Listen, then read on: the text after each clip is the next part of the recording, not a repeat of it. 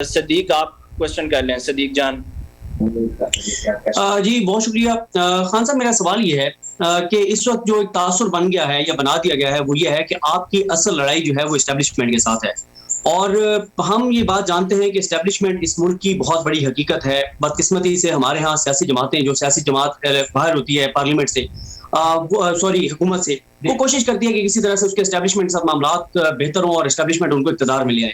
اس وقت ایک تو تاثر آپ کے بارے میں یہ ہے کہ آپ کی لڑائی اسٹیبلشمنٹ سے ہے، دوسرا یہ ہے کہ آپ اسٹیبلشمنٹ کے ساتھ انگیج نہیں ہو رہے، آپ نے بہت زیادہ کہا کہ آپ نے نمبر بھی بلاک کر دیے ہیں، اور تیسرا اسٹیبلشمنٹ یہ سمجھتی ہے کہ سوشل میڈیا پہ اوپر اسٹیبلشمنٹ کے حوالے سے جو کچھ ہو رہا ہے ادارے کے حوالے سے وہ آپ کی جماعت ایک طے شدہ منصوبے کے ساتھ کروا رہی ہے۔ تو جب آپ کی لڑائی اسٹیبلشمنٹ کے ساتھ ہے جو کہ ایک تاثر ہے، اور اگر آپ الیکشن ہار جاتے ہیں اس کے بعد آپ شور مچائیں گے، کتنا سا شور مچائیں گے، تو کیا آپ کی کا لائے عمل ہے جو اس وقت ہوا اور فضا ہے حلقوں میں وہ تو واضح طور پر آپ کے حق میں ہے، لیکن اگر اسٹیبلشمنٹ سے لڑائی کی وجہ سے آپ سیٹیں ہار جاتے ہیں تو سوائے اس کے کہ آپ بعد میں شور مچائیں گے، کیا آپ کے پاس لائے عمل ہے، آپ کیا کریں گے اس کے بعد؟ دیکھیں، میں کیوں اسٹیبلشمنٹ سے لڑوں گا؟ اسٹیبلشمنٹ کا مطلب فوج۔ اگر میرا تو کوئی لندن تو چھوڑو، پاکستان میں کوئی پراپرٹیز آپ نے سنا ہے نا، میری تو کوئی بار پراپرٹی نہیں ہے۔ میں نے تو جب میرا انہوں نے عدالت میں کیس کیا تھا، میرا جو لندن فلیٹ تھا، تو 8 مہینے میں نے عدالت میں کھڑے ہو کے ایک ایک بتایا کہ میرا وہ کدھر سے پیسہ آیا، کون سی انکم تھی۔ میں تو خیر کرکٹ کھیلتا تھا تو میں نے اور منی ٹریل ساری دکھائی، وہ بیچ کے پاکستان پیسہ لے کے آ رہا ہوں، وہ بھی ساری منی ٹریل دکھائی۔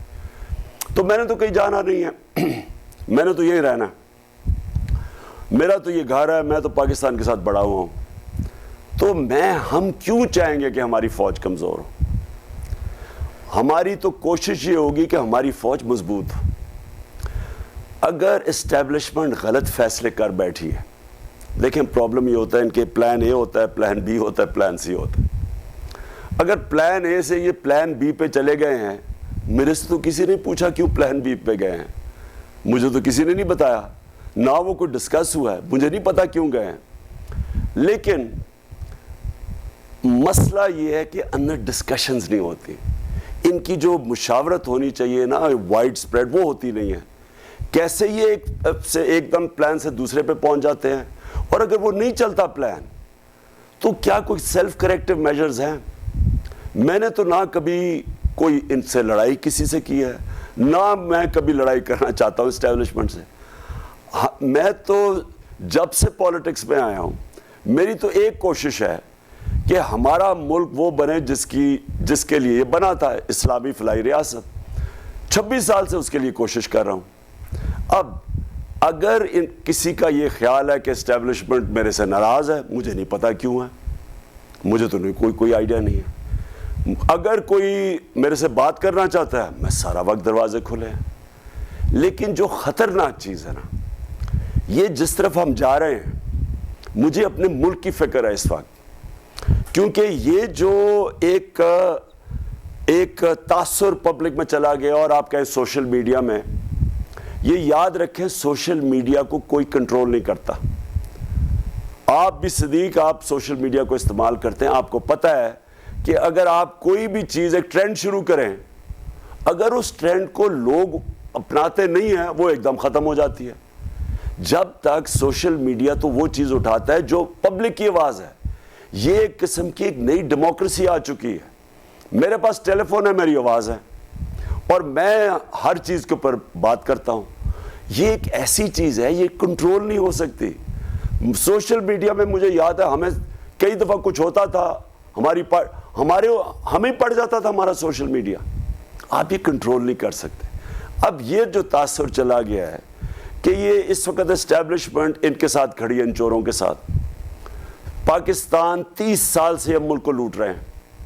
1100 ارب روپے کے ان کے اوپر اس وقت کرپشن کے کیسز تھے جو انہوں نے NRO 2 اپنے آپ کو دے دیا۔ اب ساری قوم کو غصہ ہے، ملک کا بیڑا غرق کر دیا ہے، مہنگائی آسمانوں پہ اور اکانومی زمین پہ۔ 4 نمبر پہ آ گئے ہیں جو پاکستان ڈیفالٹ کرنا ہے، جو کہ اکانومی 3 مہینے پہلے خود ہی ان کی اکنامک سروے کہتی تھی کہ پاکستان سسٹینیبل گروتھ پہ نکل گیا ہے۔ موڈیز کہہ رہی تھی ہماری کریڈٹ ریٹنگ پلس ہے۔ کرونا سے دنیا کی ساری 190 ملکوں میں 3 ٹاپ ملک تھے جن میں پاکستان ایک ہے, جو بہترین طریقے سے صدی میں ایک دفعہ کرائسس آتا ہے, اس میں سے پاکستان نکلا. کس طرح وہ گورنمنٹ کو, جب وہ گورنمنٹ گرا کے سازش کے تحت ان کو لے کے آئے ہیں اور یہ جب پرفارم نہیں کر رہے تو سارا تو نزلہ گر رہا ہے اسٹیبلشمنٹ کے اوپر. مجھے یہ خطرہ ہے کہ جب ایک پبلک کا اور ہماری اسٹیبلشمنٹ کا فیصلہ بڑھتا جائے گا, نقصان تو پاکستان کا ہے. ہمیں تو پوری کوشش کرنی چاہیے کہ کسی طرح یہ اس کا کریکٹو پروسیس شروع ہو, اور راستہ ایک ہی ہے. صدیق, میں اپنی ساری قوم کو آج آپ کو بھی اور کہتا ہوں, جو مرضی آپ کر لیں سوائے صاف اور شفاف الیکشن کے, یہ ملک مزید اور نیچے جائے گا اور انتشار کی طرف جائے گا. جب پولیٹیکل سٹیبلٹی نہیں ہوگی, آپ دھاندلی کر کے الیکشن بشک جتا دیں, اس سے ملک میں تو سیاسی طور پہ ملک میں سٹیبلٹی نہیں آنے لگی, اور جب پولیٹیکل سٹیبلٹی نہیں آئے گی اکنامک سٹیبلٹی تو اور نیچے چلی جائے گی. جو اکانومی ہے اس وقت, کوئی بھی ہمارے ساتھ کھڑا نہیں ہے. مجھے تو خطرہ یہ ہے کہ یہ جو ریمیٹنسز گرنی شروع ہوگی, جو اوورسیز پاکستانی پیسہ بھیجتے ہیں, ایکسپورٹس تو ابھی گر گئی ہیں, اگر اسی طرح گیا ہمارے پاس تو ہم تو سری لنکا کی طرف جا رہے ہیں. لہٰذا ملک کو یہ لوگ جو اپنی چوری بچانے کے لیے آئے تھے, یہ ملک کو نہیں نکال سکتے اس میں سے. صرف ایک طریقہ ہے کہ ایک فری اینڈ فیئر الیکشن, عوام کو فیصلہ کرنے دیں. جو بھی حکومت آئے گی وہی اسٹیبلٹی لے کے آئے گا پاکستان میں. سبسکرائب کریں اور بیل دبائیں تاکہ کوئی خبر رہ نہ جائے.